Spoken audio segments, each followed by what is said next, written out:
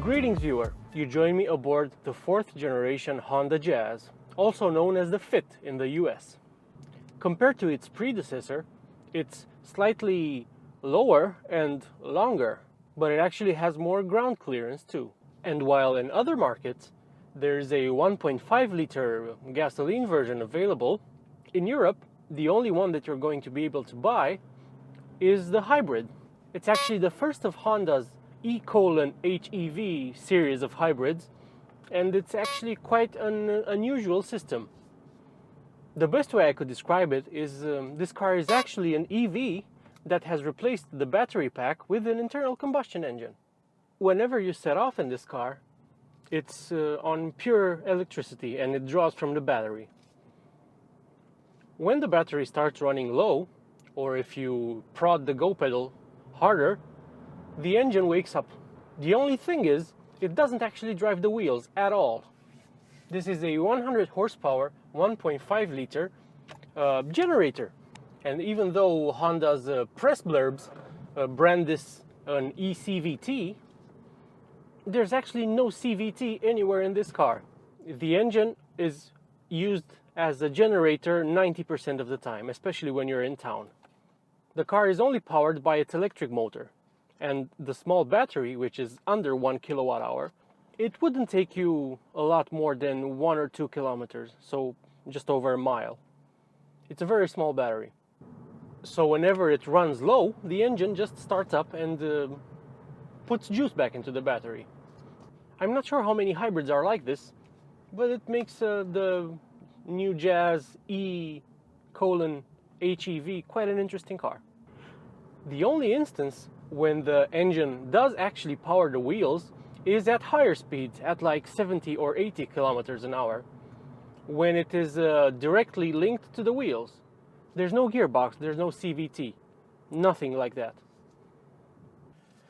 So in this car, the electric motor makes almost identical power to the engine, although it has almost twice the amount of torque. The closest thing I could think of comparing this HEV system to is the Koenigsegg Regera. That certainly works a bit differently, but in a way it's very similar to this, in that it is geared for high speeds and it uses an electric motor to provide the necessary torque to keep it moving at lower speeds. And that's kind of how this works. It's actually a very weird system, and it feels quite weird too, in that you stab it, the car starts to accelerate, and then the engine takes a few fractions of a second to wake up, even though you're already moving. This making it clearly obvious that the engine is not powering the wheels. And the car is also remarkably efficient as well. I've been averaging under 5 liters per 100 kilometers, and I have not been trying to drive economically. It has one important feature to prevent you from driving it too quickly and using up too much gas. Whenever you floor it and the engine kicks into life, it's quite annoying and obtrusive, as I shall now demonstrate. It does simulate gears, but it just keeps on shifting. If you've ever played any of the Burnout series of games, you'll know that cars in that game are just like that. They keep on shifting like 20-30 gears. It's irrelevant. That's kind of how this feels. But I don't hate it. The system really works, and the fact that it shifts gears gives it some semblance of being an internal combustion engine vehicle. It's not pleasant, but it's not super annoying. You can live with it, even as a car enthusiast. If this is your second car, just for pootling around the city, it's fine. And even if you don't drive it aggressively with the right pedal constantly to the floor, the engine is still going to start from time to time to top up the battery. Even if you're just sitting in the car with the aircon on, that will drain the battery eventually. And even though you're not driving it, it will still start to keep the aircon running. Regarding the driving experience, this car is surprisingly comfortable. It rides most undulations and imperfections in the road really well, like that speed bump, which was not small. There is quite a bit of roll when you attack a corner at any kind of speed, but it's pretty safe. It's a reassuring driving experience. One thing about the drive that I did not like is the apparent lack of structural rigidity. Over some sharper bumps that affect only certain wheels, so not the entire axle, the body seems to flex a little bit. And over a particularly large bump that I took yesterday, the steering column and the steering wheel actually moved a little bit. This is similar to what you might see in a convertible. But it's not like anybody is going to drive this car in a sporting fashion, because between its relaxed, leisurely character and the fact that the engine is annoying when you rev it out, you'll just want to cruise in it. And at that, it is a remarkable car. I'm not sure whether or not I like its goofy new face. I prefer the sharper, more angular look of the previous car. Even though it has to be said, I do prefer the look of the new rear lights, which look like those from a 2010 BMW, to the look of the previous car's rear lights.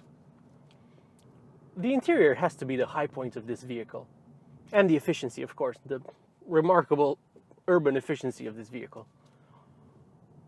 But the interior is definitely its strong point. Where do I begin? The seats are all new. They have a different base onto which the foam and everything else is placed. And they are remarkably comfortable. They are super soft to the touch. They have enough lateral support.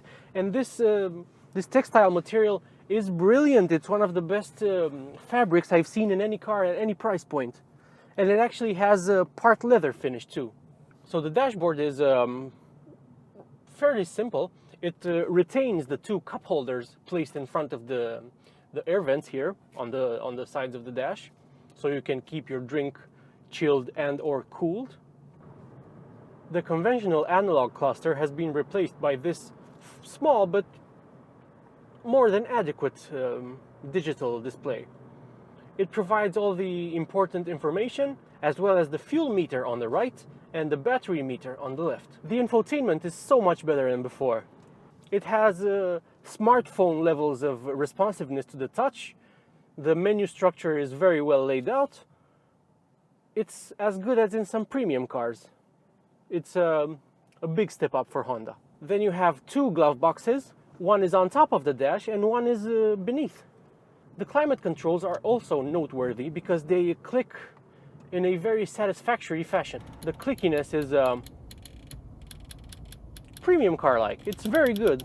I also like this whitish trim that's around the gear selector, on the buttons on the steering wheel, and around the cup holders. It is not pure white. It's an interesting color, and it's very nice to the touch. And since it's white, it doesn't really show fingerprints. So that's really good. The driving position you can achieve in this car is also very good. You don't sit particularly low, even with the seat in its lowest setting. But it's low enough you don't feel like you're sitting on top of the car, which for me is a huge problem in some vehicles. And I actually like this two-prong steering wheel, which in this top-of-the-range model is even heated, as are the front seats. As with previous incarnations of this car, the rear seats lift up. Honda calls this its magic seat setup, and it's very useful. You can put a small fridge in there, you can do whatever you want with it. It's interesting to note the fact that this car's trunk capacity has shrunk compared to the car it replaces, although it does have more rear legroom. Sitting in the back of this car, even behind myself, is not an issue. And I could, if I wanted to, wear a top hat, which is a privilege you are not really granted by many cars these days. As with previous incarnations of the Jazz, this car is a bit expensive on the face of it for what it offers. I mean, this example is just over 25,000 euros. It's the executive model, and it only has one option, which is this pearl effects white paint job, which I quite like, and I think it suits the character of the car really well. And for that kind of money, you might think you are being shortchanged. However, this is a hybrid, and hybrids are usually more expensive. It has a lot of equipment like keyless entry, keyless go, this wonderful infotainment that is fully featured, the really clever seats, the exclusivity, because you won't see many of these on the road, that's for sure. And the fact that this one is only available as a more expensive hybrid will further negatively affect the number of Jazzes on the road. But it's definitely not a car without merits. It's actually very good. It's not sporty, but it is relaxing.